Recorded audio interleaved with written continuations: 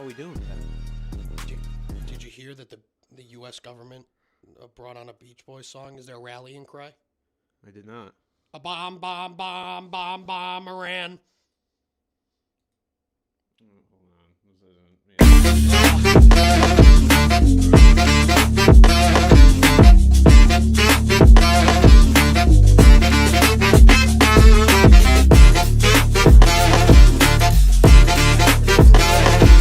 and gentlemen, welcome back to Brand Coverage. I'm Brandon Carney alongside Pat Gustafson. We are here live in person with our new setup. Let us know if there's any technical issues because there probably will be at some point. The camera is destined to die. But it looks like things are pretty good right now. It looks like we're smooth sailing for a little bit. Welcome to Brand Coverage on this wonderful Monday, March 2nd edition. This is our final in-person episode before Pat gets his shit blown smooth off. It has been a long time coming. I'm hoping they just like accidentally euthanize me. Mm-hmm. Like not like do the surgery and an error happens. Like I hope they just straight up like be like, all right, let's inject the anesthesia. And they're like, oh shit, that was horse tranquilizer. Right. Yeah, that would be great. If anybody wants to apply for the position of new co-host, feel free, because Pat is wishing for his own death upon this surgery. But no, look. What's that Maddie chick up to besides her like sex podcast? She's still doing that? Don't know. Don't particularly care. Oh damn. But we've got. I'm kidding. There's no bad blood there. He's not kidding. We've got plenty to go over. We don't today, kid folks. on this podcast. No, we've never once made a joke here. This is going to be a, sometimes we have shows like this where it's like there's just not a ton of actual stuff to go over. And that's kind of what happens when you are doing a show the week after the NFL Combine, because we are not the types to sit here and pretend like the Combine is any sort of game-breaking, interesting news and information. Look, the Combine is fun for a couple things. To see the athletic feats that these guys are able to do, to see what freak athletes these guys truly are who are about to get drafted. What the Combine is not for is making any sort of new conclusions or judgments on who deserves to be drafted, who's getting drafted where. I need to make it so that noise stops happening. But the Combine's not for any, like, really changing of your opinions. Now, there is some cool stuff, though, that we can at least talk about. Jesus Christ. I knew this was going to happen. Also, you may need to turn up my mic because I am a little hoarse and people are saying I'm quiet. People are saying, our mics are the same volume. My voice is... I can't turn your mic up and not my mic. Okay. Well, I'll try to scream then. Breaking news. We've got news to go over. We've got Combine stuff to go over. We're also going to do a little bit of Keep 3, Cut 5. We put together one of those. If you are on the TikTok sphere, you know this is a very popular sort of content that people will do there. And maybe I'll even make a short out of it and post a clip from this podcast for the first time in a year. You may not want to post a clip from what I've got cooked up for you. Well, terrific. And then we will lean on any extra time we have left for our viewer questions. For 1 second, though, give me a moment to make that stop happening. See, this wasn't a thing when Pat and I did it remotely. My fault. The Pat Show. Yeah, it's not the Pat. I'm still here. I'm just. Yeah, but you're not on camera, so it's the Pat Show. Yeah, I guess. Today we'll start the Pat Show. Oh my god. Oh my god. Mics sound good to me. Oh, it's Tamtastic. Tamtastic, we have beef. I talked about it last week. Not have beef. We have beef. God forbid a guy want to know if his favorite gentleman's club is open during a snowstorm. Jesus Christ. And the comments get turned off. Once again, I am glad that you did not delete it. I was going to start like publicly beefing with you, but I didn't want like any other admins to be like, oh, this guy's unhinged and serious. Mm-hmm. So I didn't do it. But yeah, next time it snows, I'm doing it again. I can promise you that. Great. Looking forward to it. All right, let me see. I'm changing these settings here. So if I make it so I don't even know where those follow dings were coming from. I don't know if it was like a Facebook or a YouTube. See, this is the problem when you are streaming to 97 different platforms. I don't really know and yes, what's popping through here. I didn't get yeeted because of my affiliation. That was not a yeetable offense. Come on. God forbid a man wants to know if his favorite local business is open. We want to support local business. Right. Oh, they told, they were going to yeet me. She told them our connection. They were going to yeet me. Well, come on, man. Don't play around with the people of Southington Talks, Pat. It's very serious business among people that have nothing better to do. All right. You talking about your own mother like that? I mean, she's part of it. Shoe fits. Getting into the news of the day, folks. Breaking news. I haven't had time to program that either. Here, if you know what? We don't have time to program that. I do have time for this. I yeet for last damn power trip. Duval. I don't have the news thing, so I'm just going to use what I can. We've got... Pat told You're me going to need that for my segment later. Pat told me we needed a boing, so I added a boing. The Texans have traded right tackle Titus Howard to the Browns for a 5th-round pick. How about this, folks? Kicking off the podcast with tackle news. The Browns, nonetheless. Yeah, Browns also gave him a 3-year, $63 million deal on top of it. The Browns, as we've talked about, could be headed for having an entirely new offensive line. So this is them potentially getting ahead of that a little bit before all their guys hit free agency. Let's get a guy in here. Let's make it so we don't have, literal 0 offensive linemen for next year. And as we all know, the Browns need an effective offensive line to protect nobody. But, I guess better to have it than not have it. To be fair, Quinshon Judkins did look good at times. And his leg is now in 2 pieces. And Todd Monken loves to run the football. Mm-hmm. Oh, that's right. His leg is in 2 pieces. Jerome Ford. It sounds like he's going to be ready for the start of next season, but yeah, I don't know how effective we're going to be looking at least early on. Yeah, man, look, good move. Objectively, just good move for the Browns. You got to get some pieces on that offensive line if literally everybody's headed for free agency. At the same time, I just find it hard to look at any move the Browns make and really give a fuck because they are just... It's another team where things are going to continue to get worse before they get better because they are not making the right moves to actually turn the ship around there. They're hiring Todd Monken. They're going to start Deshaun Watson. I mean, they could trade... It would be a shame if Deshaun Watson came up in a later segment today. Oh, dear God. That sounds like a keep 3, cut 5. I'm preliminarily cutting him before we even get there.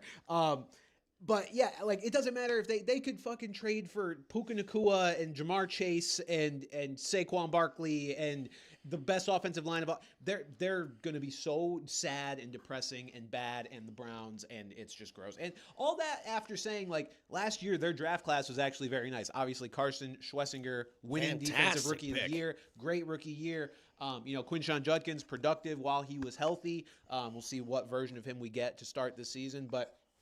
I don't know. Just hard to be excited about the Browns, even if they are, making a objectively decent move here.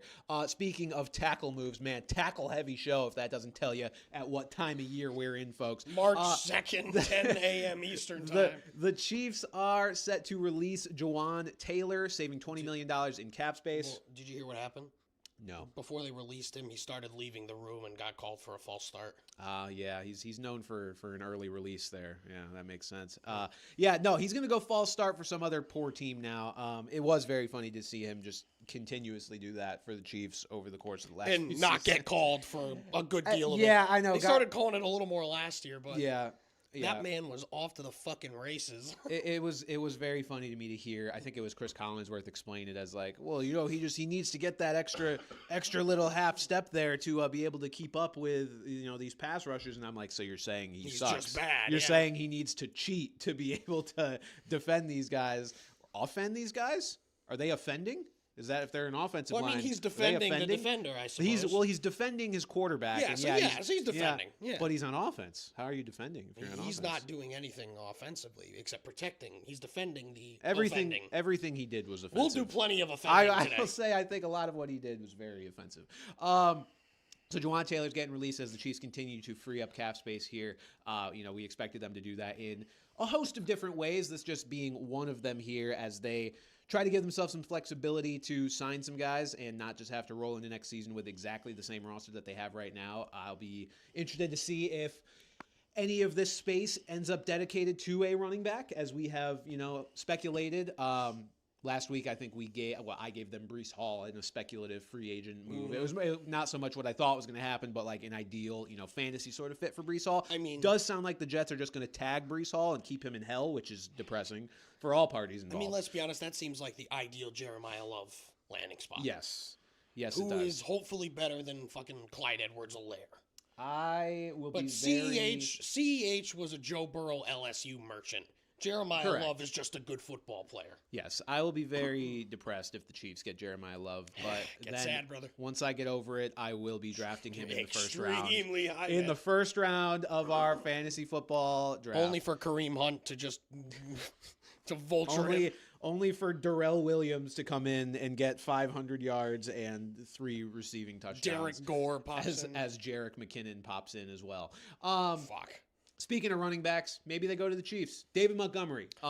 This is an interesting one. Reportedly requested a trade, but then also publicly kind of disputed it on Twitter. He said, "Hey, Demo told you that?" ? So, hard to really know what's going on here. I lean toward he's probably requested the trade. He gone. He Especially probably the fact requested that trade. the report specifically said that, like, what the Lions were looking for. This is, yeah, I believe that this is true. And my God, if Jahmyr Gibbs, well, look how good Jahmyr Gibbs was with David Montgomery, admittedly taking less work this past year, hence the supposed reason why he's asking for this trade. I think he could go somewhere and be a really strong piece. Yeah. I mean, granted, I do believe it would be sort of in like a platoon situation, but I think he could absolutely go somewhere and be the 1A in a platoon more so than a considerable 1B to one of the best running backs in the league. And, we got some spots here. For the first one you put was Denver, and I love that. I love that. Yeah. I love that. He's just like even a better J.K. Dobbins. Like, Right. put him with R.J. Harvey.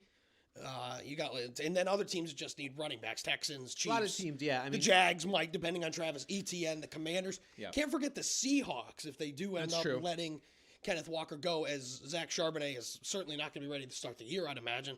So they're going to need someone there, even if they do believe Charbonnet is kind of their guy. Yeah, I mean, and it's hard to blame David Montgomery, right? Like, assuming this trade request is real, I'm sure he was happy to sit and be the knuckles to Gibbs' Sonic for a couple years. But at the end of the day, it's like David Montgomery is a top,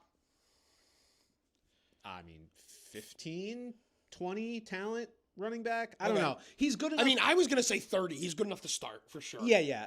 I might be getting overzealous. But put it this way. He's good enough to where I understand him being frustrated about having to play with/behind an objective top 3 talent at the position. He's a guy who deserves to be in a place where he can do a little bit more than just be a complimentary piece who, in some games past, especially this past year, was getting 3, 4, 5 touches in a game, which is understandable because Gibbs is so much better. But David Montgomery has a lot to offer as well. So I would be interested to see where he could go and make the most of, the short prime that running backs have, however much time he has left at the peak of his powers. Him on the Chiefs would be fantastic, too, thinking about it. It would be. I mean, that's why I look at the Chiefs. I look at, like I said, the Broncos because I don't think we expect him or really any running back this day and age to be a true bell cow workhorse 25+ touch a game kind of guy.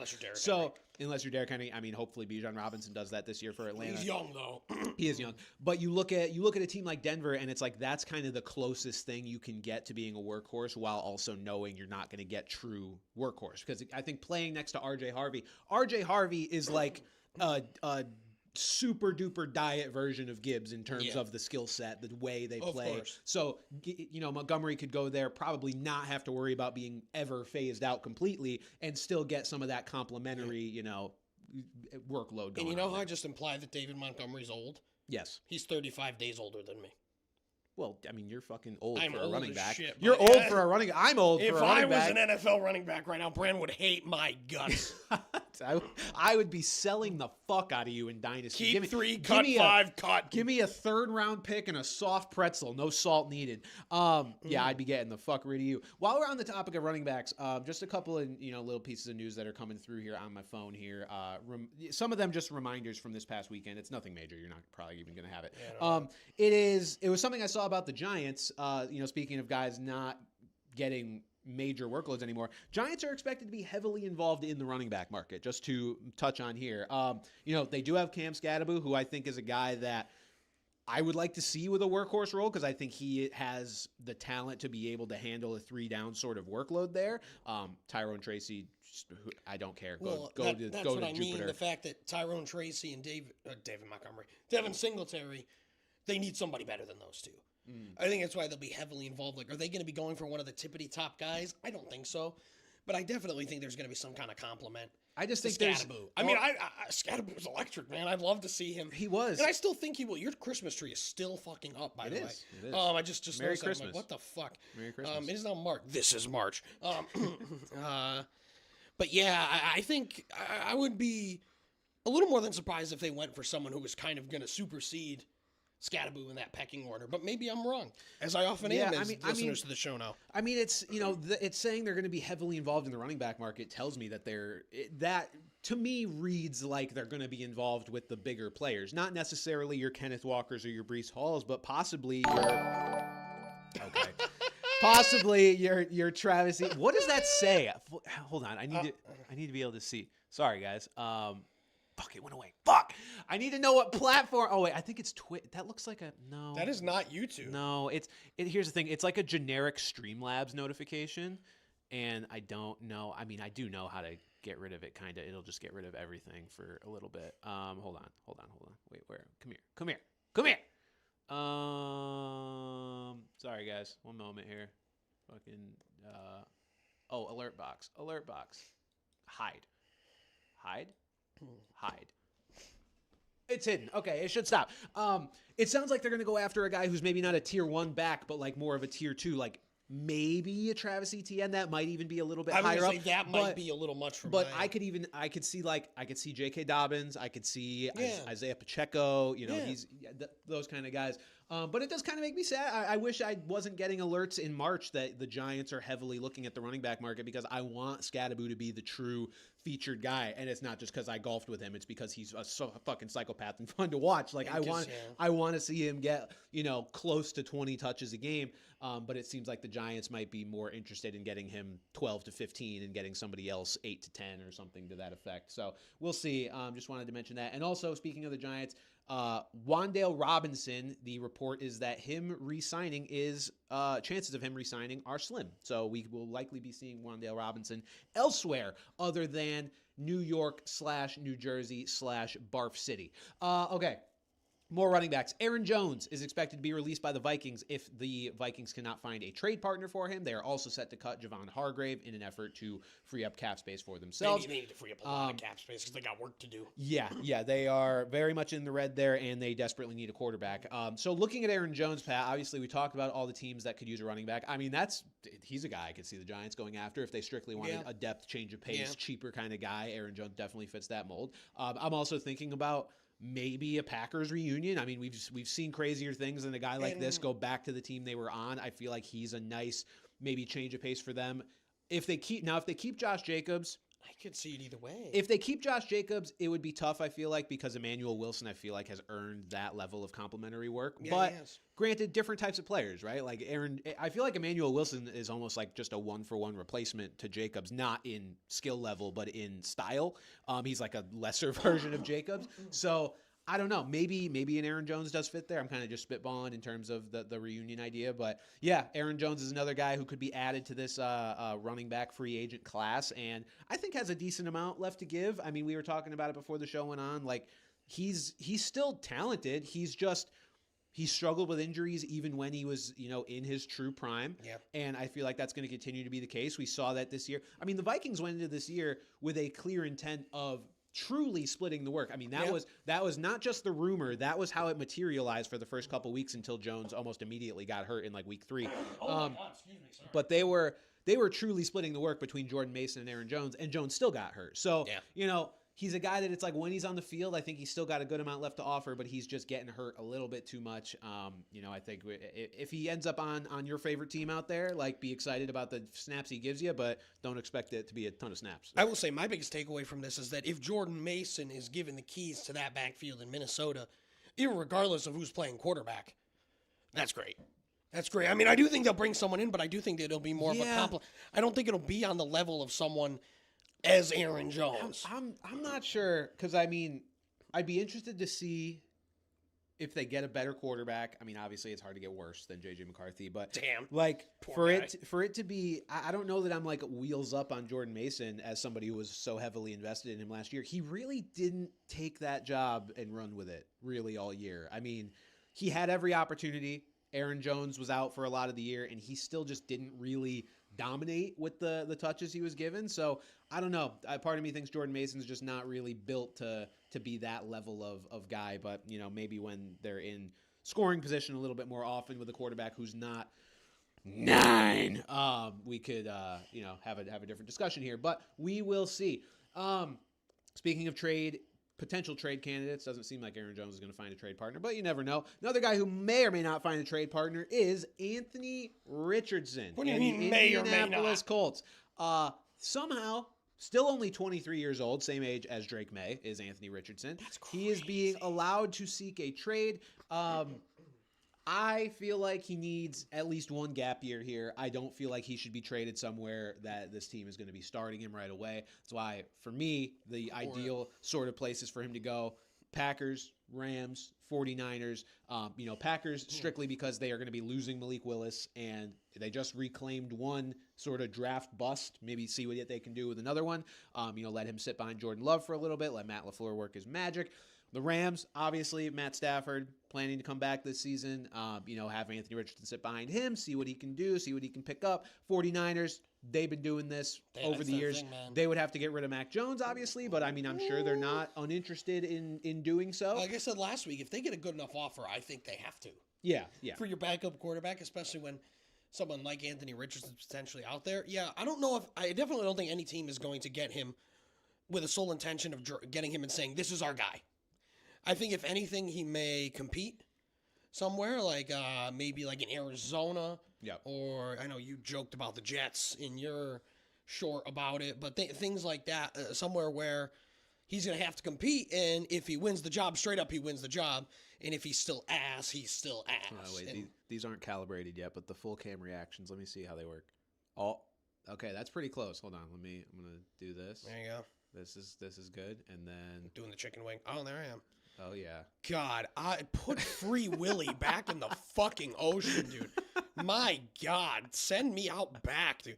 Maybe they can do fucking lipo on me on Wednesday, too. Jesus Christ. You just wake up 60 pounds lighter, like fucking blood. I'd rather have lipo than back surgery right now. I think that would help a lot of my problems. I think both at once would be great for the recovery. My grandma loves throwing strays at me. She goes, maybe if you weren't as heavy, your back wouldn't hurt as bad. I'm like, maybe if my back didn't hurt as bad, I wouldn't be this fucking heavy. I'd be able to move. Grandma's got chicken and egg a little confused there, I feel like. She has everything confused, I think. She went to my gig last night, 84 years old, but someone I know that's 29 was too eepy.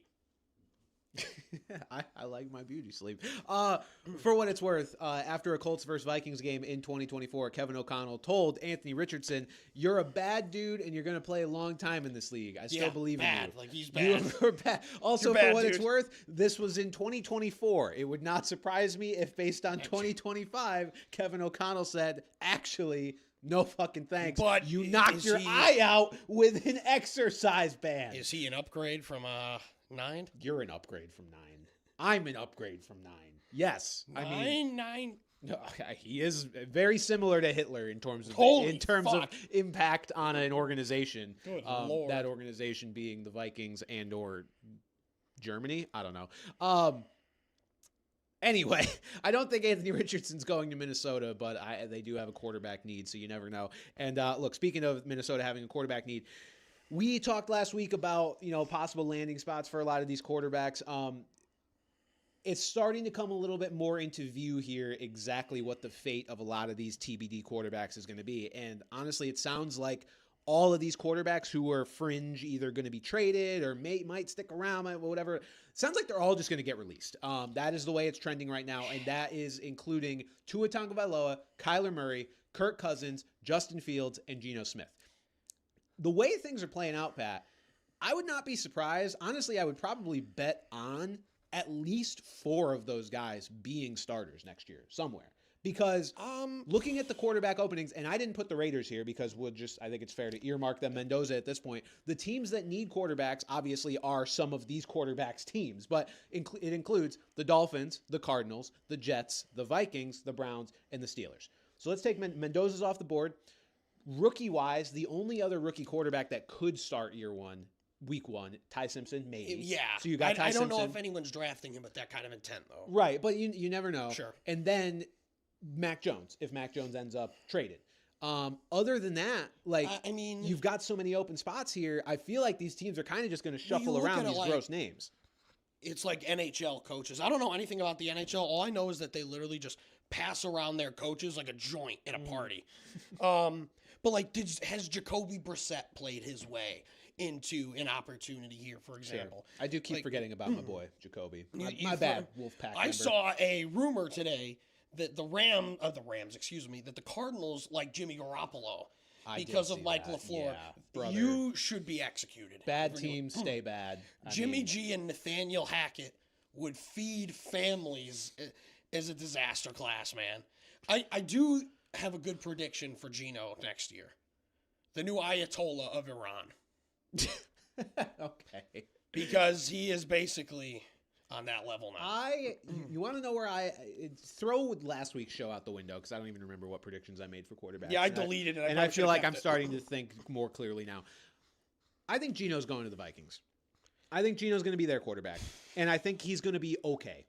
I think he'll be okay. I mean, the Kevin Like, O'Connell. I mean, he, granted, again, was playing with Chip Kelly as his offensive coordinator. Gino who was went so from, washed, it's unbelievable. Like, I understand Gino looked awful last year, but, like, it cannot be understated how poor of an offensive system he was in. It And was he's only one literally year the removed. worst you could He's get. only 1 year removed from a solid season, too. Right, and like I don't want to, have revisionist history here. He wasn't lighting things up with Seattle anytime after that, initial ain't right back year. Like that year was great. Since then, he was just decent. But all the Vikings need is decent. That's all they need. They like if Geno Smith went to Minnesota, and we're talking about fantasy drafts kicking back up there in August, whatever. I would be completely back in on a guy like Justin Jefferson. Like I would definitely feel better I'm very about it. confident Geno Smith can get Justin Jefferson the ball enough to make Justin Jefferson not be a guy that you're worried can't reach 20 yards in a given game like he was with J.J. McCarthy. Like Geno's not good, but Geno's not the worst quarterback in football like he was statistically this past year outside of McCarthy. So it goes without saying. I think that would be a spot where it would just make a lot of sense for O'Connell to look at and be like, look, man, this guy's put together some decent years in recent memory. He's going to be relatively cheap coming off of this terrible season with the Raiders, and it just makes a lot of sense. He's also such a stopgap kind of guy while they, probably try to draft the next successor again because it's obviously not JJ, and I don't know that they're going to find any sort of next man up in free agency unless they were the ones to make the move for Mac Jones because he's young enough. We for did it to also be forget to possible. mention Malik Willis here. Malik Willis will almost that's right. certainly That's right. get a shot to start. Yes, absolutely. But I mean, I predicted last week that Tua and Kyler would be starters, and I still believe that, especially Kyler, because like Kyler is certainly the best of this bunch right now, and I think it was just that things kind of ran dry in Arizona, the relationship with the front office and Gannon and Drew Petzing. I just think he needed to change scenery, and I could be, it could very well be that he's kind of washed. Yeah. We'll see. We'll see after this year if he goes somewhere and what winds up happening. Maybe he does just stink, but I certainly think he's played himself into into another starting job. Where? Lord knows. Yeah, it'll be interesting. Next week's show, I mean, it'll be obviously remote, and you will be recovering on heavy drugs. But that will be when we can finally talk about how high should I get for the next show? That'll be when we can finally talk about actual free agent moves because I believe the moves will start flying on the 9th.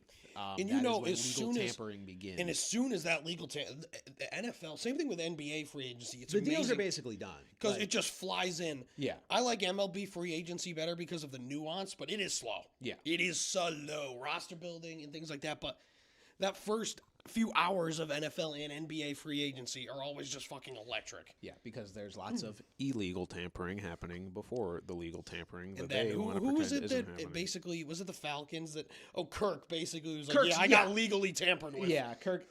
Brother, when you're a quarterback who's signing a $40 million a year deal for 4 years and you sign that shit, or it's reported that you're going to sign that shit, the minute legal tampering begins, we're supposed supposed to believe there were no discussions about a move of that magnitude prior to the clock striking whatever fucking time legal tampering opened? Yeah, okay. Mentioned at the top of the show, the Combine was this past weekend. It just shows how starved people are for football and how much we love football as an American people that we get riled up over this every single year, because it truly does not matter in the grand scheme of things. See, the thing is, I basically think the Combine is for guys who may or may not get drafted at all, or like later round guys to kind of prove themselves. We don't see it as much with these top guys doing it because it's kind of inconsequential. Well, they're like Mendoza didn't throw. Yeah, they're going to go and work out and do stuff and throw at their pro days anyway. I think the Combine is just mainly for these more so middle of the road guys to give a chance to show like, hey, look at some of my intangibles. Look at the tools. Look what you can work with. Yeah.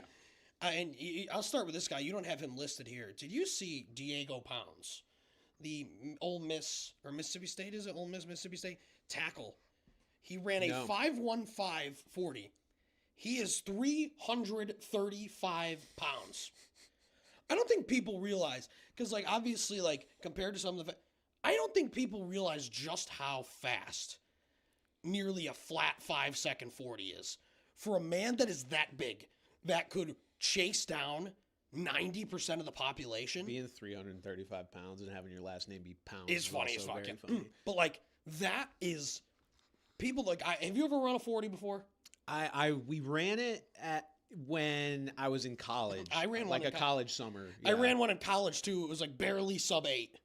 I ran like a 5.9, but I was also like 150 pounds at the time. So like I was like not impressive.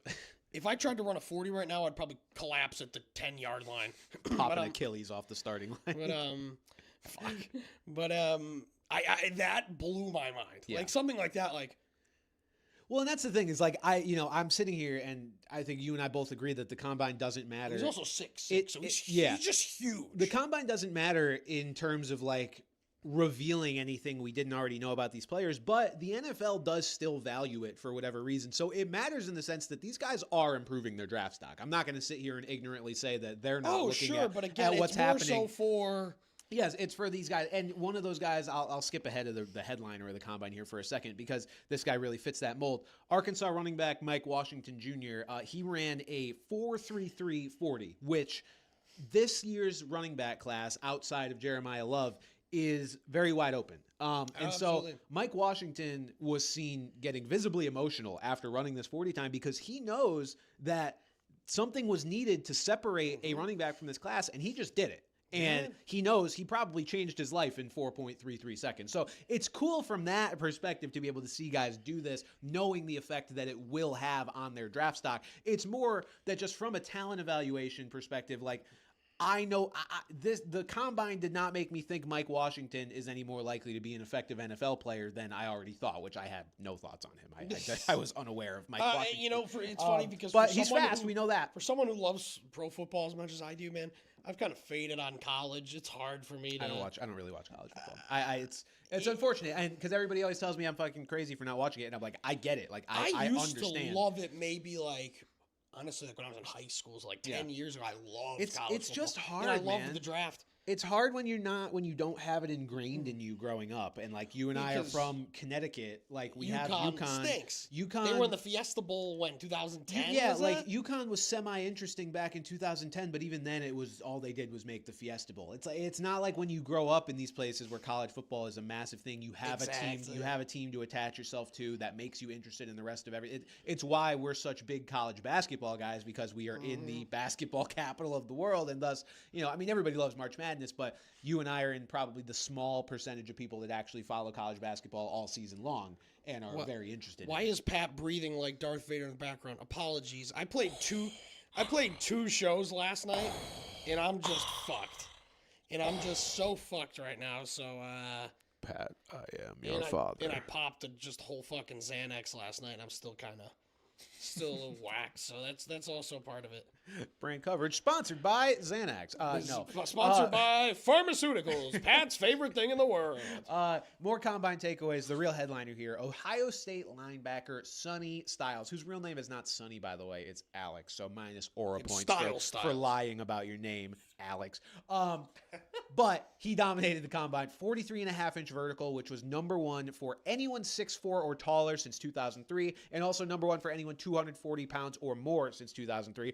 Also noticed that while researching stuff for the combine, everything says since 2003 at least. Who were these people? Well, no. Was that just when they started? I think it's when they must have changed how they kept track of things, because a lot of these stats say since at least 2003. I just shortened it here, which is why I'm like, why do you not know? What do you mean? So, as we know, over time things get kept track of better and better and more diligently. So I guess that was just the cutoff point for them really giving a fuck to make sure they write it down. I don't know. But number one, in all those ways, also had a 4.46 40-yard dash, which is like a wide receiver number. So this dude is a fucking freak. I also saw a very funny tweet from Kyle Hamilton, who posted a screenshot from NFL Network where they were comparing Sonny Styles and Kyle Hamilton's measurables. And it was basically that Sonny Styles was better, bigger, faster, stronger than Kyle Hamilton in every way. And Hamilton just tweeted, just got frame mogged in the worst way by NFL Network. And I was like, brother, we are not doing frame mogging. I like Kyle Hamilton. He's a funny dude. Fucking pissed. So yeah, Sonny Styles, the real combine winner. If you have to pick just one guy, he is going to make some NFL team very happy, if for no other reason than his absurd athleticism. Seems like you can kind of just put him wherever. I saw somebody say his pro comp, instead of coming up with a linebacker or a safety, they're like, his pro comp is Calvin Johnson. And I was like, good fucking Lord. Jesus Christ. I guess we'll go with that then. Already mentioned Arkansas running back Mike Washington Jr. Arkansas just dominated the combine in general because Arkansas quarterback Taylon Green also ran a 4.36 40, 43.5-inch vertical jump, and 11-foot 2-inch broad jump, all records for quarterbacks since at least 2003. So this dude is an athletic freak. As we know, doesn't matter at the quarterback position unless you've also got it between the ears and know how to use that athleticism when it comes time, but certainly does paint an enticing picture as far as a blank canvas is concerned for these talent scouts, these evaluators. In, again, a class where there's not a ton of separation for the quarterbacks outside of Fernando Mendoza. It really wouldn't be surprising to see any of these guys go as QB2 off the board after him. Yeah. So maybe this entices guys to go after Taylon Green a little bit more. How lucky am I in this world that the Raiders have the first pick and the only, that there's one top quarterback. Again, Ty Simpson could be something, but Ty Simpson's not going to go in the top 10. You know what I mean? Right. No, yeah, you are very lucky that you didn't end up as the Atlanta Hawks with Zachary Rees-Sachet, because that's kind of what this could have been otherwise. They could have had Stephon Castle too. Could have had Donovan Clingan too. I saw a YouTube video. It said this NBA unicorn is not being talked about enough. Clingan? And I clicked and it was fucking Donovan Clingan. It's true. 2.5 blocks a game, over 40% from three. Shout out Donovan Clingan. Bristol's finest, baby. Bristol's finest may come up on my keep 3, cut 5. Pat's keep 3, cut 5 is which NFL players I'm going to let date my daughter. And they're all just going to be horrendous people. I already have confirmed participants as O.J. Simpson and Aaron Hernandez and Deshaun Watson. So I'm cutting everybody. No, you gotta keep. I don't wanna. Them's the rules. All right. And also, one guy that, excuse me, holy fuck, that kind of affirmed his draft stock is Kenyon Sadiq of Oregon, who will clearly be a top 10 pick or very close to it. Runs the fastest tight end 40 time, 4.39 since, again, at least 2003. Best tight end in the class. And we talked about it last week where there's a lot of decent tight end free agents in a lot of places for them to go to. So for a fantasy asset, he could be really, really interesting if he winds up in a spot where he can get some high usage. Yeah, I think it's going to be a fascinating fantasy offseason because, I mean, you remember 2 years ago when it was all the running backs that were on the move, your Derrick Henrys, your Aaron Jones, Tony Pollard, all those guys. It seems like this offseason it might be the tight ends that are mostly moving and creating new fantasy value, but then also the guys that are getting drafted at the position as well, like Kenyon Sadiq. And like Vanderbilt tight end Eli Stowers, who had a 45.5-inch vertical jump, the best by a tight end since at least 2003. So we've had combine records just being broken. And I'm also going to say 2 words. Justin Jolly, stop spamming now. Which somebody guy hasn't been like spamming, but just the whole show intermittently just keeps dropping his name in. He has been acknowledged. UConn's finest, Justin Jolly, baby. Transferred. Was he from UConn? Yeah, no absolutely. Kidding. Transferred from UConn to NC State, and I think is getting drafted out of NC State. Unless he's the number 7 ranked tight end by Mel Kiper here. He was a beast. So shout out Justin. You have been acknowledged. Acknowledge me. All right. Folks, we are debuting our, this is the debut sound. We are debuting our... But first, I'm going to go blow my nose in a piece of printer paper, so Bran, talk. You look under the sink. There are paper towels. There's a sink in here? It's right. What do you mean there's a sink in here? There's a faucet next to the printer paper. You blind bastard. Oh, my fucking God. Okay. I was using a Clorox wipe. That's fucking get high out of your mind off a Clorox wipe. Pass out. And I'll throw you out the goddamn window over there. Well, you'll land at a nice cushy snow landing from the ice-packed snow that's been materializing for the past 2 weeks. God.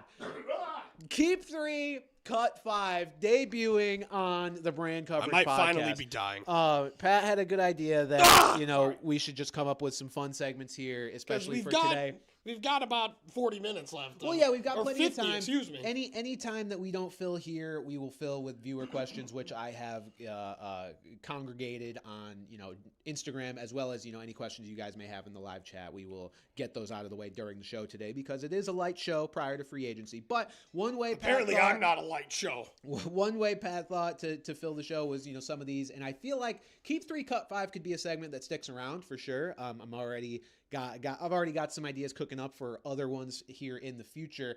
And but for today, one each. I'm giving Pat a Keep 3, Cut 5. He's giving me a Keep 3, Cut 5, and we are gonna see what we land on. So Pat, who would you like to go first? You go first. Do you want me to give you my? Because mine is gonna be just fucking ridiculous, and the show's gonna go off the rails. All right, terrific. So for Pat has an affinity for a certain position. Oh yeah, baby. In the NFL. So this is going to be Keep 3, Cut 5 NFL fullbacks. Oh, see, when I started watching football, I was just so fascinated by the concept how there was just a guy out there who was eligible to catch and touch the football and just didn't. It just blew my mind because I'm just like, why does this guy never get the ball? And I started off as a Giants fan, and my boy was Madison Hedgecock, and that guy was actually smooth with it. Yeah. When they gave him the football. And then as a Raiders fan, I loved Marcel. Man, Marcel Reese actually just played some running back. Yeah. When they had injuries, anytime I played Madden, I switched him to the starting running back and would give him like 40 carries a game. He was like kind of fast. He was fantasy relevant. He was fantasy relevant for a lot of time too. Which is hilarious. And it's a dying breed now. Yeah. So, very much so. This will be fun. Now, did you go with like more current or more? In our lifetime. So it's all in our lifetime. So there is no Mike Allstott. Mike Allstott predates. Mike Allstott is in our. He predates us a little bit. I mean, his career wrapped up. You know what play Mike Allstott ran great? Spider 2Y banana, man. Yeah. So this is not meant to be, get a list of necessarily the best fullback. I mean, you can take it however you want. It's the fullbacks you would want to keep, the fullbacks you want associated with you, the 3 guys you want associated with you, your best. This is so hard because, like, if you ask me my favorite fullbacks, I'd probably rattle off like 7. Right, exactly. Immediately, so. Exactly. So we'll see who you end up keeping here, who you end up cutting. First name on the list, Jameez Olawale. Damn, a Raider legend.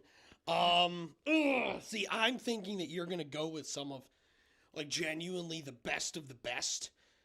So you overestimate me. I'm gonna cut my boy Olawale. Okay. Though I did appreciate his time in, I believe it was Oakland then when he was there. Jameez Olawale is a guy I recall using in Madden quite a bit as well. I don't know what it is with the Raiders and their fullbacks, man. I loved using in Madden. All I did was run the ball with fullbacks or throw to tight ends. Yeah. And I was never like a really good Madden player, but I would beat my friends when we would play. Sure. Like I was a decent Madden player. Okay, so he's getting cut. All right, Jameez Olawale, quite possibly the best name on this list. But one of these times I was thinking about doing just ridiculous names. I mean, but that's it a was good too one. broad of a maybe next time. That'll take some curating. All right, next name up on the list, Bonta Leach. Oh, he's a keep. He's a He keep? was so. Okay. First of all, the guy was a unit. Yeah. A unit. What I believe he was in like Houston and Baltimore. Yes, primarily. Yeah. I don't know if he had stops anywhere else, but he was definitely. But those are the ones I remember him for. But he didn't necessarily touch the ball a lot, but he was just enormous. Yeah. Enormous. One of the more underrated fullbacks, I would say. Yeah, I would agree. All right, a keep on Vonta Leach. I'll tell you this, Pat. Looking at the broad landscape of these Am I gonna have fullbacks, some trouble? I think you might regret keeping Vonta Leach. No. No disrespect to Oh, Mr. no. Leach. Well, because like I said, there's like 6 other names Yeah. that popped in my head. Yeah. All I'm right. keeping him because I just think he's genuinely probably one of the actual better ones. Well, that's probably true. All right, next up, Mike Tolbert.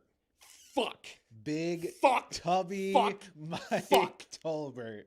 I have to keep Tubby Tolbert. I would Because agree. again, another guy that just simply played some running back Yeah. and was just so fucking fat Yeah. and like about Muggsy Bogues ass height, I feel like bowling ball ass build. I feel like he was probably the most offensively involved of any fullback other than like All-Stop Pryor, you know, like, because I remember him with those Panthers teams, like, being considered basically a running back. Like, it wasn't just short yardage situations. Like, this was a guy they were using in a lot of different ways. He's just a fat running back, which is amazing. Oh, like, yeah, that's we the need best. more fat people. Yeah, we absolutely need more Get fat me in people. the NFL. All right, so you've got Vonta Leach, And Mike I've got Tolbert. one keep left and You've 5 got names left. you've got one keep left and 5 names left. I'm trying to think like in my head right now, like if I were able to keep one more, Yeah, who would it be? who would and, be? and I'll say And this. I've got to think if you would use said person. So I'm kind of gonna go based off of that. Yeah. And wait for that said person, unless you rip it right now, and then in that case we're in trouble. Yeah, I mean, you're going to know all these names. Of course. These are all names around the same era from 2010s to now. Next up, we've got probably the best fullback in the game today, Kyle Juszczyk. God damn it, that was the one guy I was thinking of. Especially considering one year for our fantasy football draft, we had to pick people in the Yes. spelling bee, and myself and local listener TiVo tied. So we did a spelling bee. Like him and I did a spelling Yes. bee, and Kyle Juszczyk was my winning word. Juszczzyk. SZCZYK. Juszczyzyk. Yeah. Fuck. For the sake of it, for the sake of the exercise, cut. But Cutting but Kyle Juszczyk. like that man should Oh, be. no. The thing is, even with the dying position of fullback, Kyle Juszczyk should be in the Hall of Fame. Yeah. Also, how the fuck is Mike Alstott not in the fucking Hall of Fame? Oh, is he not? No, because fullback, Oh. nobody gives a shit. Oh, that's Unless you were a fullback in disrespectful. the 1950s like Jim Brown. Well, because they were running backs. That was Yeah, just- pretty much. That was when running backs like didn't exist. You just were a fullback. All right, cutting certainly the best fullback in the game today. Next up, I think this guy's still yeah, he's definitely still active. Pat Ricard. I'm going to cut him. Okay. But it just, again, the man is a literal nose tackle. Yes. That they were just like, I've got a great idea. Yep. Just put your big ass right behind Lamar. And the guy's solid. Like, he's a decent pass catcher. He probably has very few actual carries. He's more of a tight end. Yeah, he's He's very more of much- just a big tight end that lines up in the backfield. He does line up on the line of scrimmage sometimes. Yeah. Yeah, I like him just because I love the concept of guys switching the sides of the ball. Yeah. But I will cut Patrick Ricard. I enjoyed during this season, again, as a Derrick Henry fantasy owner, I was keeping my eye very close on that backfield. And Pat Ricard, not a lot of people know because it's fullbacks and, you know, fullbacks don't make the news a lot, but Pat Ricard missed the start of the season. And so when he was getting ready to might have been played the first game and then missed a chunk, but whatever. He was getting ready to return. And I heard it on the broadcast of the Ravens game that apparently Derrick Henry was like, all over Pat Ricard, like, yo, you need anything? Like, you gonna be ready for this? Like, he really missed Pat Ricard out there. He loves having a dude somehow even bigger than he is. What a fine blocking for him. What a fine. Well, because think about it. Greg Roman probably wanted a guy as big as him. Yeah. To play on offense. No, as big as himself. Oh yeah. to play on offense. Yeah, true. Very true. I hate that I had to cut the juice, man. And his wife makes cool stuff for Taylor Swift, apparently. Yes, yes, very, very active in the. So I've got 1 keep and 2 cuts left. Yes, 1 keep, 2 cuts left. Next up, we've got Packer legend John Kuhn. Shit. God damn it. Again, for the sake of the exercise, I'm going to cut him. Okay. I'd like to keep John it down to Kuhn. 1-on-1. But again, John Kuhn, there was a couple of years where, like, if you really needed a Hail Mary in your flex, you could start John Kuhn. I did it one time, and he would plunge in for a touchdown. Well, and this was so much more possible with guys like John Kuhn, Mike Tolbert, Marcel Reese back in the day because it predated PPR. And so you didn't have to worry about, like, if you were kind of just hoping for 6, maybe 7 points out of your flex spot because you weren't able to get a cheap, 5 from guys just catching meaningless passes. Exactly. So guys like this were so much more valuable, especially because they could plunge into the end zone twice, and then you're looking at 12 to 14, 15 points, out of your flex, and it was just a lot easier of a gamble to make back then. 2 carries for 3 yards and a touchdown was okay. On bye weeks, injuries when you were super desperate. Like I said, I vividly remember doing it one time many years ago. I feel like I've definitely done it as well. All right, so 1-1 left. Here 1-1. Now, as our penultimate member of the list, Pat, we've migrated our podcast over from StreamYard, but if we hadn't, I'd be playing the UConn theme song right now. Oh, no. Anthony Sherman. Oh, I have to keep Anthony Sherman. Okay. Just Keeping because UConn a UConn legend, Anthony Sherman. Super Bowl champion, who was so respected on that Chiefs. He was such a big part of that team's culture. Yeah. And just that offense in general, whether he had the ball or not. And when he had the ball, he was good. He was good with it, too. So for the combination of him being from UConn and getting having such a great career, one of the better UConn NFL careers in recent memory, honestly. Well, like him and what's the guy's? Is it not Darius Brown? What the Darius Butler? Darius Butler, who's now very active in the media. Byron Jones had a good little short stint. Travis Jones starts for the Ravens. Yeah, so he's still out been there. Very good. I will keep Anthony Sherman, and now I'm scared about who we're cutting. See, this is what's great because obviously this is our first Keep 3 Cut 5 on the Brand Coverage Podcast. So we're really establishing, how to expect these to go, or if even trying to expect how they're going to go is going to fuck you up in the future. Right now, you've come in with no expectations of what I might be saving for last. If I'm saving a good option, a bad option, what I might do in the future. Let's reveal it now. Your keeps are Vonta Leach, Mike Tolbert, and Anthony Sherman. Which I'm very happy with. Your cuts are Jameez Olawale, Kyle Juszczyk, Pat Ricard, John Kuhn, and Marcel Reese. Fuck! I expected you to end up fucking yourself a little bit. So that was why I did it. And honestly, you fell into my hands. Anthony Sherman might have been the only person that I would have bit for there. Like, I'm trying to think of who else you could have put in there. There was a really good guy on the Chargers when in front of LT. There was a really good fullback. I'm forgetting it. Or like was that Tony Robinson? Was he no? Like LaRon McClain. Yeah, I did see LaRon McClain. I thought about LaRon McClain. What's the guys? I'm really not Scott Matlock. I want the all. Scott Matlock was a good option too. Let's see. Lorenzo Neal. Oh, Lorenzo. So Lorenzo Neal, I would have had to.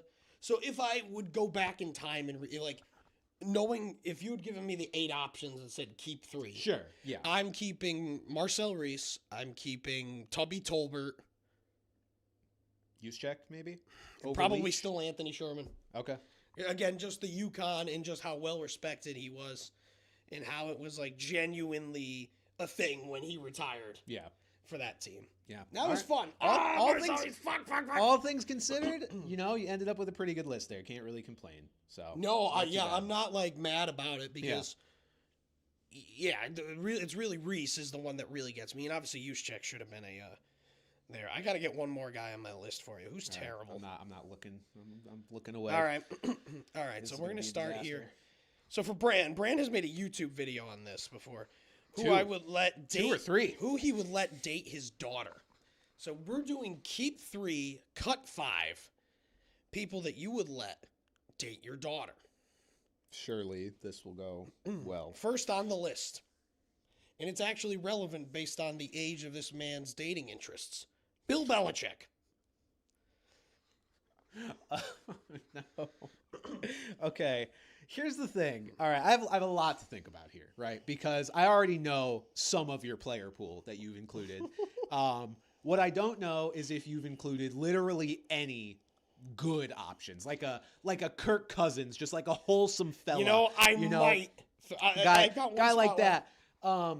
All things considered, based on the other guys I've heard you float here, I have to keep Bill Belichick. Bill Belichick as a guy. There are parents out there that are allowing him to date his daughter despite them it's being happening. younger than him. It is happening. No, look, Bill Belichick as a guy, he's a little weird, but like overall, hasn't done anything criminally wrong. No, it's just kind of funny. Not even dating. He's not dating a genuinely underage girl. He just has a crazy age cap with her, and it's very easy and fun to make fun of. But like, I'm also a Patriots fan, man. I gotta keep Bill Belichick. It'd be fucking weird, but it wouldn't be criminal. So I guess I'm keeping Bill. Speaking of criminal, Okay. up next is Joe Mixon.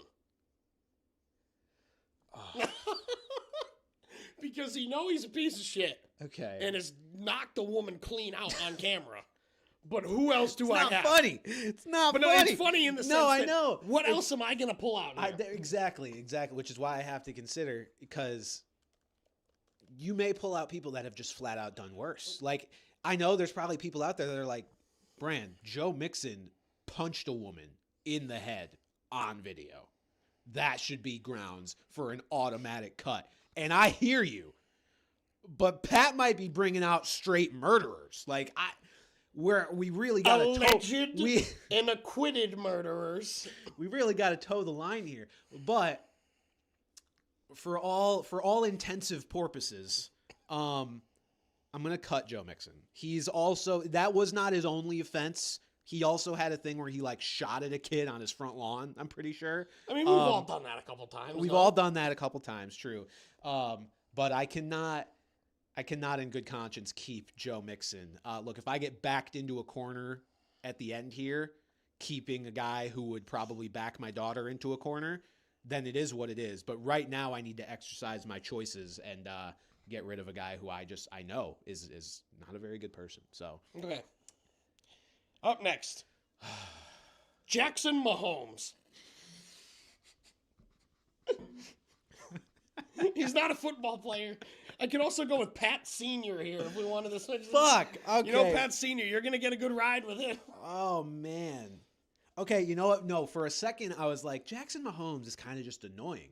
And then I remembered, what he did.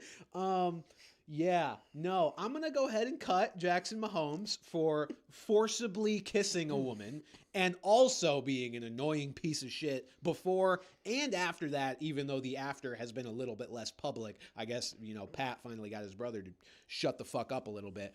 Yeah, I'm going to cut Jackson Mahomes. There's just no way. There's no way. Okay, interesting. I don't like this. So you've got 2 keeps and 3 cuts remaining. At all. No, you don't. No, you don't. Up next is Groper Cleveland himself. No. Deshaun Watson. Cut. Well, at least you know that there's always going to be a happy ending there. Right. Listen, I'm thinking of the guys you could bring, and I'm thinking in terms of allowing them to date my daughter. That is, I think, the worst possible option. Like, you could bring me Aaron Hernandez, and I'm still taking him over Deshaun Watson in terms of he's just gonna like kill somebody else, right? Yeah. And like, okay, like we'll navigate that together. But yeah, Deshaun Watson, no, there's no fucking way. He's the worst option. You're gonna navigate that together. We'll it's crazy. We will evaluate all of our legal avenues and go from there. Okay. Oh, fuck me. Woo. Fuck Up me. next, Diet Deshaun Watson, Justin Tucker. Fuck off. God damn it. Cut. Cut. Bro's gonna end up keeping a literal murderer. That's fine, Pat. I don't think. What if one of the guys murdered his wife or his ex-wife? I can't think. Okay, well, OJ might have done that, but I'm not.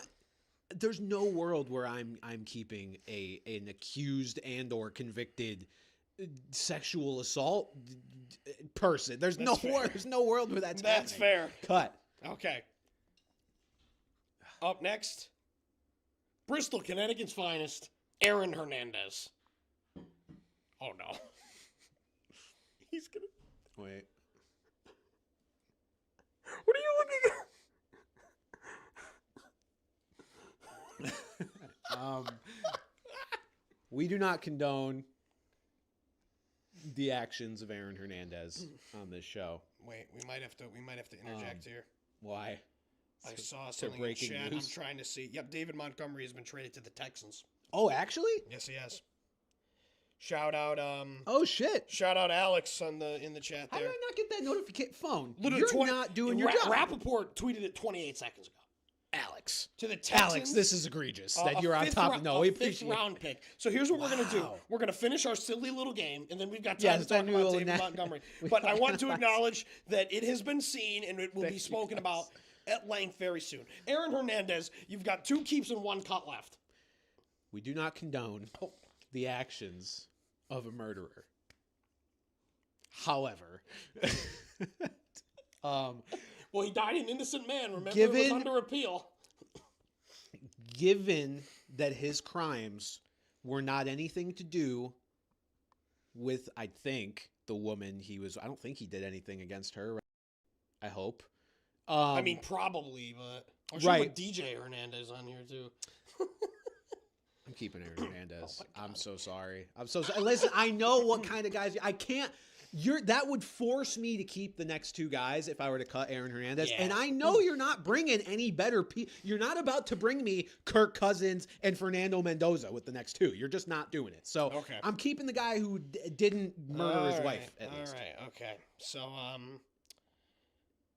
up next, speaking of acquitted murderers, Orenthal James Simpson. Camera died. Camera rightfully died. The camera One died. moment. The no one show. No, we're just frozen now. That's the Can best they part. hear us though? They can hear us, yeah. The no one show. While I ponder my Why does my this fate keep here. happening? This one, I'm not sure why I did it this time. I'll tell you what. I had a hotel room at Mohegan last night. We got some insight from Tam here. Considering who I am, I would rather have my granddaughter be with a guy who killed his friend and not his woman. This game is terrible. This game is terrible, by the way. Oh, yes, Tam, the game is horrendous. This is a horrendous game. Mom dropping bars. She raised me. She raised a good one. And she said OJ has to go. So you need to. Are you going to listen to your mother? Because who do I have left, Bran? Right. So I was gonna say, hold on. Let me get this set up here, and then I'll expound upon my thoughts. I also don't know how well people can hear me because my mic's on the table. Probably. Can anyone hear Bran? Yeah. They should be able to hear me slightly. All right. Let me get this camera. Chat, should Bran listen to his mom or disobey her? Even though she's clearly giving infinite wisdom, though did also turn the comments off on me on Southington Talks. So keep that in mind as well. Deserved. IMO. Okay. God forbid. People were asking if Taco Bell is open. I didn't see those comments get turned off. Okay, I'm gonna do my Yeah, Montgomery to Houston. We are aware of Montgomery to Houston. We're finishing this terrible iteration of keep 3, cut 5. For those playing along at home, Bran has 1 keep and 1 cut left, and the current player is O.J. Simpson. Terrific. Bran's mom says he's got to go. So I'm trying to think of who you're going to bring as the last person and whether or not it even matters. Because, does OJ have to be cut either way, and the next person's definitely a better option? Is OJ the worst option here? Ray Caruth would be bad, too. I mean, he definitely murdered his ex-wife. Your mom said, I also picked terrible men, so I know what the lesser of 2 evils is. That. Bars. Bars. If I do get euthanized, Tam is the new co-host. Yeah, bars. I'm putting that in the will. My mom does pick pretty rough. Oh, is that David? That's probably David Montgomery. Yeah, that is true. Okay, I'm gonna cut O.J. Simpson. Okay. I'm trying to think. I'll say this, and I'm gonna get out ahead of this right now. I'm assuming you're about to bring me Antonio Brown. Okay. At the end of the day, he's just kind of no, he beats women. At the end of the day, I live with that. Not happy about it. I live with that. This is Again, lesser of two evils is very much what the theme right now. This is the lesser of 8 evils. We were trying to pick the 3 lesser of 8 evils. Thank God I kept Bill Belichick. I'll be honest, Brant. Yeah, I think your list is ending up going to be pretty good because your last keep is Kyle Pitts Sr., who you insisted that you would cut earlier. I did. But so based on this, but on this he's list, the best keep. There are 2 people that are genuinely good people or not bad people on here, and you kept them. Yes. Belichick and that. And then of the others, you kept Aaron Hernandez, who likely killed or had a role in killing 5 people. Of the others, I kept the only, I think, one who did not commit crimes against women. You're correct. So, like, that's a huge dub on my part. Like, shout out Aaron Hernandez, buddy. Set the golf trip right now. Maybe next time. Maybe be the next best time, father-son duo you've Maybe ever next seen. time. Well, he is also dead for those of you playing along at home. That's fine. He is died. Okay. That's honestly the best part because it's kind of like, you know, those shows where people would like date inanimate objects. My daughter could just date the tombstone, and that's even less problematic than actually dating Aaron Hernandez. Or like think she's dating a ghost. She'll get his will. Yeah, she'll get his will, and she would just be single, so then she could go and find someone else. So since he's dead, now I'll give you your last keep. Since Aaron is dead, your last keep is Caleb Williams. Perfect. Easy. He's been a nasty girl. Easy. That's easy. Maybe next time I'll do one where it's like actually normal. do one that won't get us canceled right away. Debut, grand opening, grand closing of the Keep 3 Cut 5. Bro, there's been so much worse. I've said so much worse on this podcast. You made a joke about Hitler last week. Hitler is objectively bad. All I did was make a reference to someone else also being objectively bad. You tried to get me to say my daughter I would allow her to date sexual predators. No. This is bad. Alleged. No. Welcome to the off season, folks. We do not condone. Anyway, these are very bad people. They're all pieces of shit except for Bill Belichick, Caleb Williams, and Kyle Pitts. Anyway, David Montgomery. David Montgomery has been traded to the on Houston terms. Texans. It's the Texans' 4th rounder, another offensive lineman getting traded, Juice Scruggs, and a 7th round pick for David Montgomery. Didn't the Texans do this last year? They like completely overhauled their line, and now they're doing it again. Which makes sense. I mean, it wasn't a great offensive line. I mean, I will say that's fantastic for the Texans. I think. Yeah. Woody Marks was solid, but that man went to the fucking blue tent literally every game he's been in. Like that man, but then he never leaves the game or misses the next game. Unbelievable. Yeah. Unbelievable. But Field Yates tweets, the Texans have cornered the market on Iowa State skill guys. David Montgomery, Jaden Higgins, Jalen Noel, and Xavier Hutchinson. So that's notable. I almost threw up. I baby barfed last night after my game. I'm fucking getting there, man. Yeah, okay. Wow. What a trade here. What does me mentioning wanting Nancy Pelosi have to do with anything, Night to Might? Let's look at the impacts here. I mean, across real life, fantasy, all that. I mean, Texans wise, let's assume they don't add another running back to the roster through the draft, at least a valuable one, right? We're looking at David Montgomery and Woody Marks. Where do we draft David Montgomery in fantasy? What are we thinking? I think he's kind of like an early dead zone kind of guy. Yeah, I would say. I would agree. Just because kind of where he's lived his whole career. Woody Marks is there. Yeah. And again, I think if this Texans offense can be, well, C.J. Stroud can just pull his head out of wherever the fuck it is. I think that the touchdown it's basically, is there going to be enough touchdown opportunities for David Montgomery? And quite frankly, I say yes. I do think they'll bounce back. They'll figure it out. And David Montgomery is a big upgrade over Woody Marks. Though Woody Marks does deserve some run. He did enough where if the Texans said, hey, Woody Marks is our guy next year, I would have said, okay. But getting an upgrade was smart there. And so I would probably say like 4th, 5th round. Like, he's not your, maybe like, you know, unless you punt RB, which I have never done before, of course. Never, not once. But I think this is more of an indication of Jahmyr Gibbs potentially could be the number 1 overall pick next year. Yeah. I mean, I hate this, but it's because we were sitting here like to me, Bijan Robinson was the clear 101. And not everybody has that. There's still people out there with the receivers as the one, you know, Puka at 101, whatever you want to do. To me, Bijan was always the clear 101 since the season ended. Yes, and the thing is I think you bring in Kevin Stefanski, and if Tyler Algier fucks off, or if Tyler Algier comes back and is actually used as a backup, and is not, he was used as a backup, but you know what I mean? He had a much more prevalent role than most true backups, handcuffs. It is. Gibbs is going to have a handcuff. I'm saying right now, at worst, Jahmyr Gibbs is a top 2 pick in fantasy next year. Well, we have to wait and see because Dan Campbell does like the duo thing. But who could they bring in that would hamper? Because the big thing with Montgomery was that he stole touchdowns. If they bring in a guy who maybe will catch the ball a little bit or just be like more like a Tyler Algier. But the problem is for Gibbs was that Montgomery's fat ass would plop in at the 1 yard line. Right. As long as they don't bring in someone like that, holy fuck. Holy fuck. To me, the question's not if he's a top 2 pick. To me, the question's if he's number 1. Because to me, these are the top. These have been the top 2 talent-wise running backs for the last couple of years. Even with Saquon going for 2,000 yards 2 years ago, like to me, it was always very clear that Bijan and Gibbs were the 2 best running backs in the NFL. Now, both of them seemingly are losing their shackles of the complimentary running back that takes just enough work to be annoying. Obviously, those guys can be replaced by somebody else, but will it be by somebody that's going to take as much work as those guys did? You know, granted, both Algier and Montgomery's workloads did dwindle a little bit last year compared to years prior. I think I'm willing to say Gibbs 101 right now. I mean, I would right now as it stands.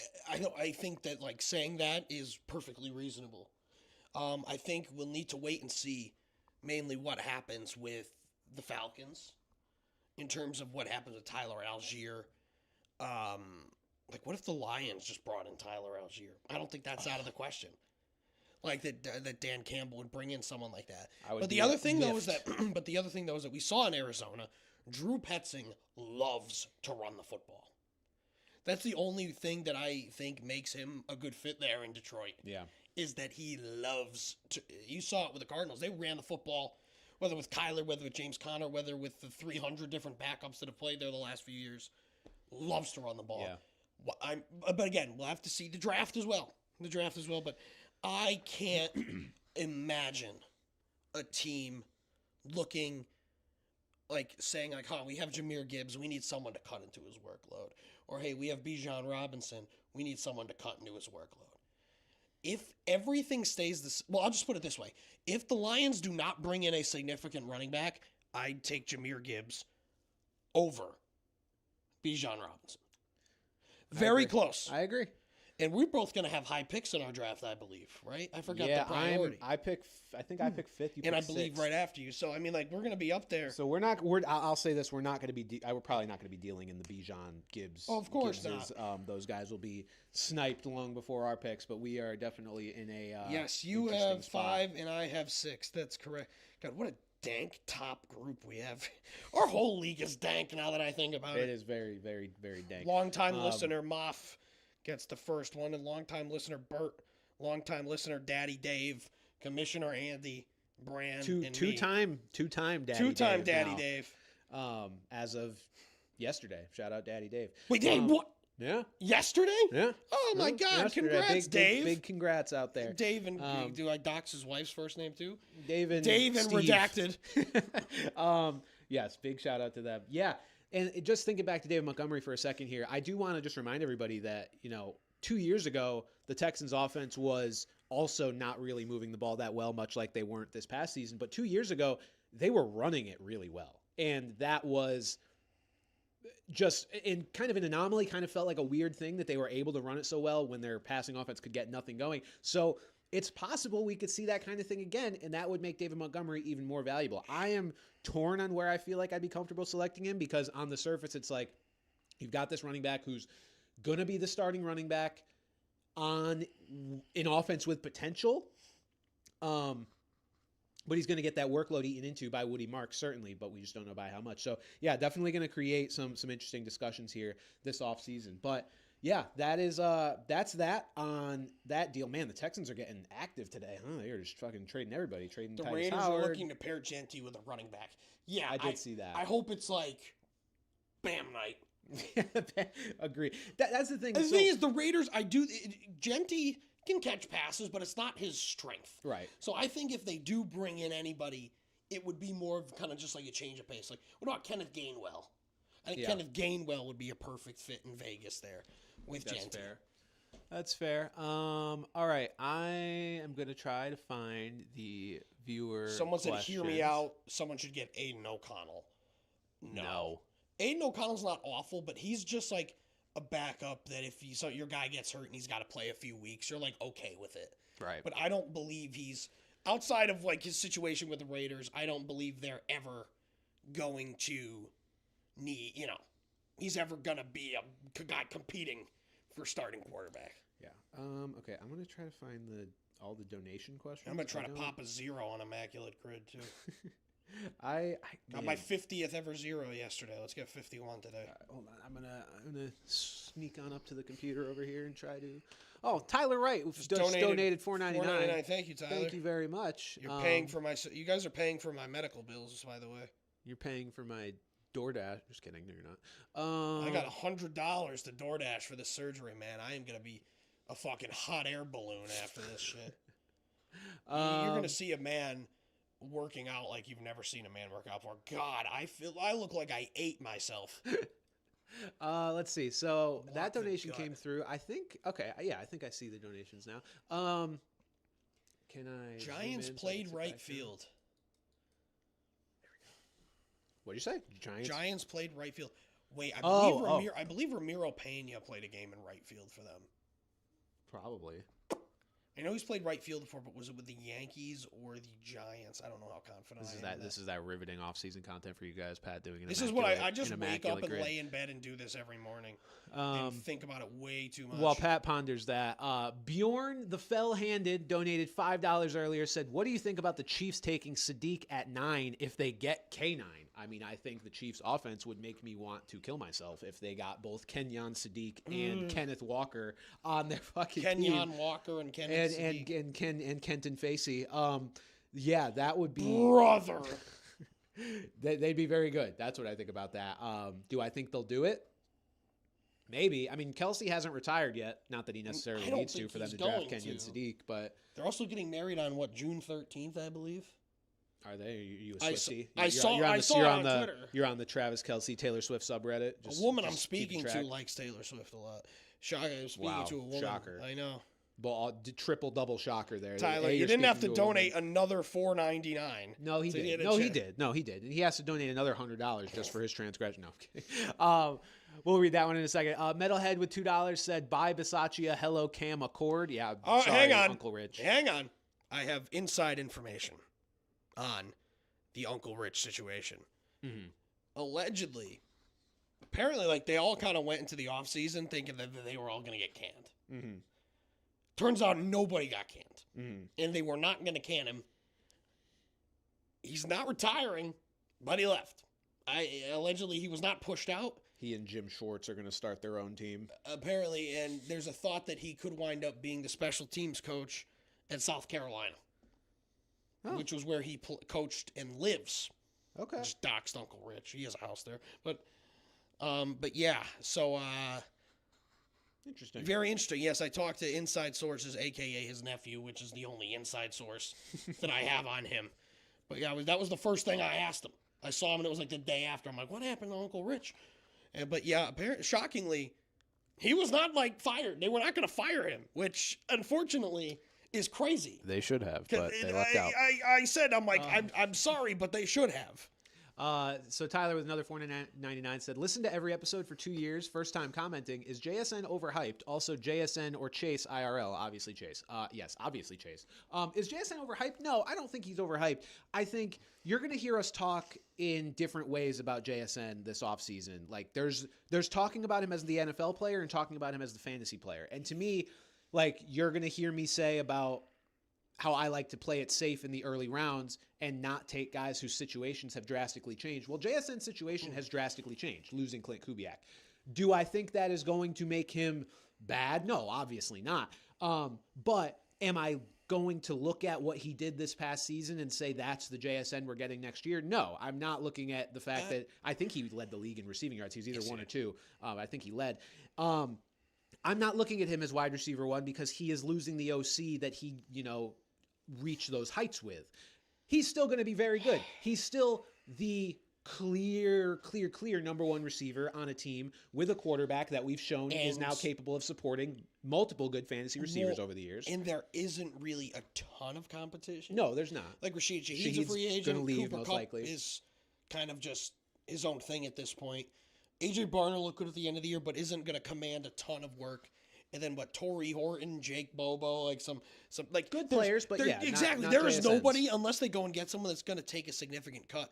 And also, we need to retract something. Brian Fleury was not an in-house. Yes, promotion. that was a mistake. We were just wrong. The NFC West is a conglomerate that I don't know why mix I up thought in my they promoted. I thought he was their tight ends coach. Yeah, not the 49ers. Well, because he was with Kubiak, or he was with the a Kubiak and now he's in San Francisco. Now he's with Clay Kubiak. He spent time. He was with Clint for a bit in San Francisco. Then Clint left for New Orleans, and Brian stayed there with Clay and Kyle Shanahan. Yeah. And then, now Mike McDonald's bringing him over. So it was just I like the mix-up. I like the hire. I don't think I have him as my 1. I think gun to my head right now, that would be nice. Gun to my head right now, and I had to pick a wide receiver 1 for next year. I think I'm picking Puka. Mm-hmm. Just because of the talent, the situation. I mean, you lose Mike LaFleur, but who the fuck cares? It's Sean McVay. Yeah. With Matthew Stafford and Puka. I think I'd put JSN second still. I like the hire enough where, and like I said, not a ton of competition around him to really make me fear. I mean, will there be maybe some regression? Sure, but even that is still fantastic. But it's either him or Jamar second for me. Yeah. But it just seems like Jamar, some bullshit happens around him. Mainly his quarterback getting hurt or his coach eating wallpaper paste for fun. I think I would put JSN. JSN's my wide receiver 4 right now. So do you have Jefferson ahead of him? No. I would say Chase 1. Okay. Puka 2. Yep. Lamb 3 for now. JSN 4. Okay. Now, the Pickens situation obviously is something you have to think about. I mean, Pickens had more everything than CD because he played more this year. But again, to me, just playing those situations as safely as I possibly can, we've just seen it more with these other guys, and they are in offenses that are not changing even in the slightest. Like, the Rams, still going to have Sean McVay, still going to have Matthew Stafford. The Bengals, for whatever fucking reason, still have Zach Taylor, still obviously have Joe Burrow. The Cowboys, keeping their OC, keeping their quarterback, keeping their head coach. Like, I just like that stability if I'm going to take a wide receiver in the first round. JSN's a guy I would rather take more in the back end of the first, and I fully understanding he probably won't make it there. That's fine. Yeah, I would take these other guys just ahead of him. He's still tier 1. I think you probably have just a big tier of those 4 guys, and then you get to maybe Amon-Ra belongs in that top tier as well, and then you get to the Nico Collins, Chris Olave's, like guys like that, George Pickens. Yeah, I would put JSN as my 4 right now. I think overhyped is the wrong word, because that to me suggests that he's not that good, and that's just not true. Like, he's incredibly good. This year was just his first chance to really show it, and I'm not going to penalize him for finally finding himself in a decent enough situation that he could put his talents on display, with the biggest difference being no DK Metcalf being around, right? Like, that was kind of the biggest thing. So yeah, I'm a Worst fan take of I've JSN. ever heard. WTF? Which take? Probably the JSN Me thing. wanting Nancy Pelosi or what? Probably JSN being my wide receiver 4, because people only want to look at the receiving leaders from this past year and think that that's gospel. I'm more bullish on him than you. Yeah, are, no, look, sure. again, I think it's egregious if you think that I was just slandering JSN there by saying he's my 4th best receiver in the NFL. We also need to look at Justin Jefferson as well, depending on who they have at quarterback. I mean, he's a guy that it's like 9 is just so bad that we thought that he was QB proof, and JJ McCarthy's like, hey, no one's QB proof if you're bad enough. Jefferson is like just a caged animal. Like, they sign the right guy, they trade for the right guy, and it's immediate wheels up to possibly being wide receiver 1 again next year. I'm sure there's no world where he gets ranked that way, but finishing that way, well within the range of outcomes. If anybody has any other questions, feel free to pop them in the chat No here. donations needed. We do appreciate it. Yes, we are just reading. I see general one here questions. from Bucks on Top 6713. Bran, okay, I guess this question's just for you. Oh, just for Bran, me. what are your thoughts on Mike Evans possibly leaving? Where do you think Mike Evans winds up? I think ultimately he ends up still with the Bucks, which I'm sure is music to the ears of Bucks on Top 6713. I feel like he sticks around there, but I would like to see him in. I'd like to see him in New England. I'm not going to say I'd like to see him in Buffalo because I wouldn't, because that would make me very depressed. Or weapons, but I do think the Bills make a lot of sense as a landing spot. But I'm very much predicting that he ends up sticking with the Buccaneers here. I'm going to pull up some Instagram questions as well I got plenty. But I've got a question here from our good friend Alex. Yeah. Fuck, marry, kill. John Rocker, Danny Serafini, and Sergio Mitre. So, for those of you who don't know, John Rocker is a piece of shit. He was a pitcher for the Braves and went on this super tirade about how New York is terrible because it's full of gay people and immigrants. Mm-hmm. He was also on Survivor. Noted good guy. He was also on Survivor. And I recently wrote about that season and just slammed the guy. Dan Serafini just got sentenced to life in prison for murdering his father-in-law and attempting to murder his mother-in-law. Oh. I know Dan Serafini because he was on Bar Rescue. He had a bar that was on Bar Rescue. And Sergio Mitre, murdered and abused the shit out of people. Yeah, this one's wild, too. I'm going to marry Dan Serafini because he's in prison. Okay. Write letters back and forth? Yeah, exactly. And Sergio Mitre is a murderer, but I'm going to fuck him over John Rocker. Okay. Thoughts? Okay. Fair. Yeah, I'll just default to you there because I wasn't aware of really any of their transgressions except for vaguely John Rocker. I knew he was a piece of shit. Someone on Instagram asked, where do you keep ketchup? I keep it in the fridge, personally. Before it's open, I keep it in the cabinet, but once it's open, I keep it in the fridge. I think that's fair. I mostly keep it in the fridge just the whole time, but either way.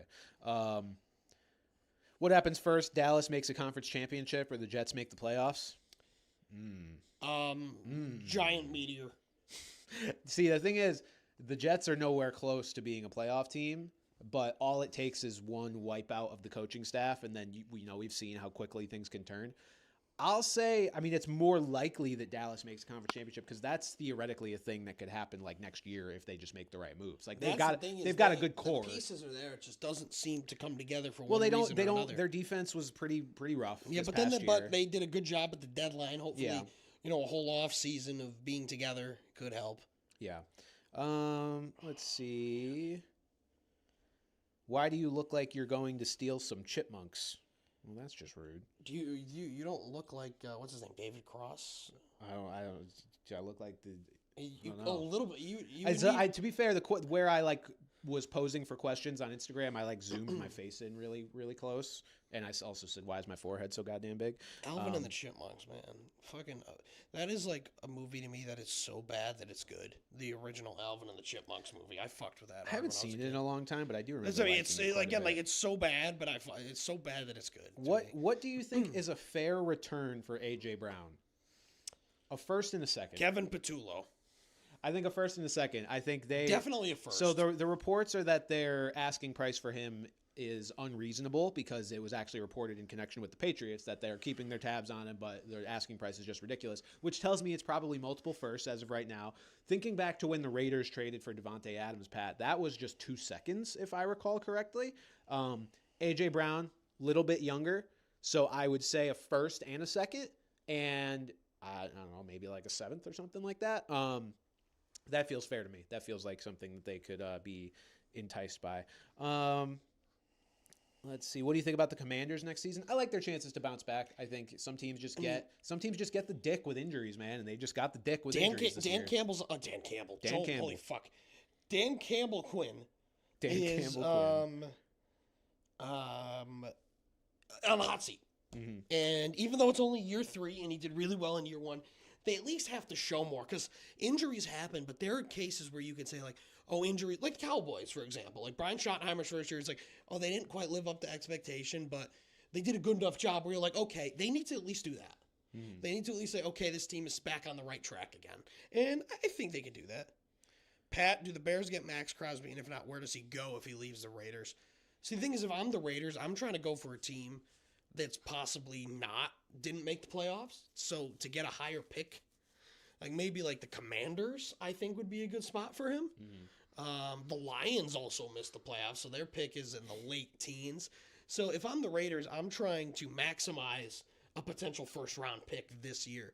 But at the end of the day, there are plenty of playoff teams, like New England, like Seattle. That would be a great spot for him. As sad as it makes me, I think they need to do it just because he's not going to be there when they peak, when they try to get back into that rebuild. He could be, but he'll be a little older, and you never know. I mean, look at like Cam Hayward, just like being 100 and just still being an absolute force, which Max Crosby could be. But yeah, I think he's got to go. R. McCain87 on Instagram said, "Do you agree on bombing Iran?"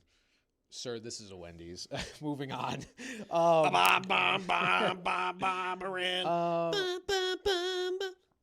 Do you have... This is always interesting to me. Do you have beef with the Steelers? Seems like you dislike them. No, I beef don't. With them being mid. Anytime that it seems like I have beef with a team is my beef with the concept of stupidity. And when any team consistently does something stupid, I am going to hate on them relentlessly until they stop doing the stupid thing. Oh my God. The missile strike killed Jeffrey Epstein. We need to go off the air. Yeah, honestly, today's been extremely unhinged. Oh, this question. Are you gay? Okay, great. Yes. Terrific. Me, not him. I forgot who it was. I forgot the guy's name, but he asked me, he's like, "Are you gay or just really sus?" I'm like, God damn it. I mean, fair question. Oh, it's a really fair question. That's the thing, is I did that before, like while I was waiting for my surgery, I did an AMA, and I'm going to do it again on Wednesday. So keep active for my Instagram on Wednesday morning, because we'll do an AMA, and I'll answer just about anything. What did you think about Elimination Chamber, WWE pay-per-view that was this past weekend? Loved it. Elimination Chamber, I thought it was a little lackluster until the end. I was worried that if Cody Rhodes won, that would have been a pretty boring fucking chamber. But between Seth Rollins returning, which was huge and unexpected, and Randy Orton winning, which was also kind of unexpected, I thought it was a pretty good show. I didn't know he was still wrestling. Randy Orton, big time still wrestling. He's 45 years old. That's what I mean. And he still. So that's great. what I'm sure he does. That's what I mean. I didn't know if he was. Well, still like some guys don't age very well. Up to and past that age, like. Cena had to retire. Cena's the same age as Orton, and Cena had clearly lost a step over the last several years. But also, he hasn't been doing it full time, so his body probably wasn't he's been doing seasoned anymore. Making terrible movies and stuff. Randy looks great and still has plenty left in the tank. So shout out to him. Also, Danhausen debuted, so shout out to fucking Danhausen. Danica Patrick.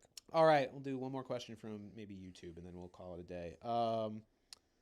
Let's see. Drop in anybody. No dumb questions except no donations required. No dumb questions except Bowers to Cowboys ? That's a dumb question. Night the Might. Get out of here, Night. You're better than that, Night. Donate at least. You're better than that. Why is State Farm calling me right now? Leave me alone. Let me talk to him. No. Oh wait, shit! I've been expecting a phone call. Did anyone call me? No. Oh, you're expecting? What's the little tyke's name? All right, I don't know, man. I'm a hot commodity for the league. Oh wait. To Pat's back, rest now, brother. We have My name is Pat, and I will see you in Valhalla. Someone on Instagram, what is your opinion on William and Mary football? No. All right, I think that'll do it for this episode of Brand Coverage. So, folks, just want to make it clear.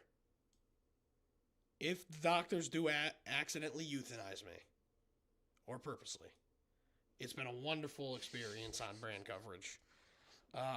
This time next week when you see me, I will be fucking deceased. I assume I'll be out of the hospital by next Tuesday. I would hope so. Well, I mean, I'm having a surgery Friday as well. So, yeah.